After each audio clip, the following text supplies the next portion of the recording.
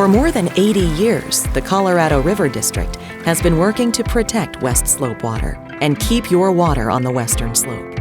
Today, the Colorado River District continues that legacy with the creation of the Community Funding Partnership. My family has been ranching here for 5 generations on my mom's side and 4 generations on my dad's side.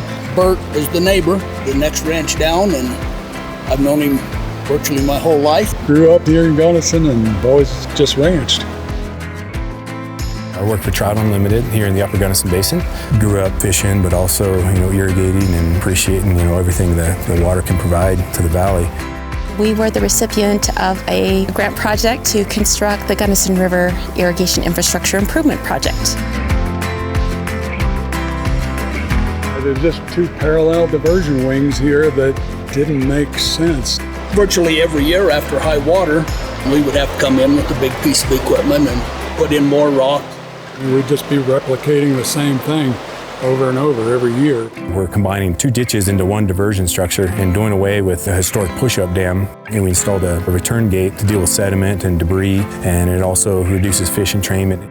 Your everyday rancher doesn't have the pocketbook to be able to throw, $100,000 at a project in the creek. We're a small water conservancy district. The community funding partnership funds were key to making this happen. For these giant projects like this, we couldn't have done it without grant funding, and so it's just spectacular.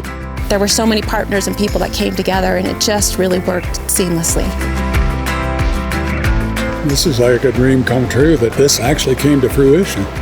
So happy to see that it has benefits, not just for the producers, but for the environment. The trout population is going to be better off, the recreation. It was just win-win all the way around. It's the lifeline of this valley. If we didn't have this river, we wouldn't be here. Take care of it. It's a special treat to be in agriculture and in Gunnison. I've just been blessed to be able to make these projects happen. I love the Gunnison River, I do.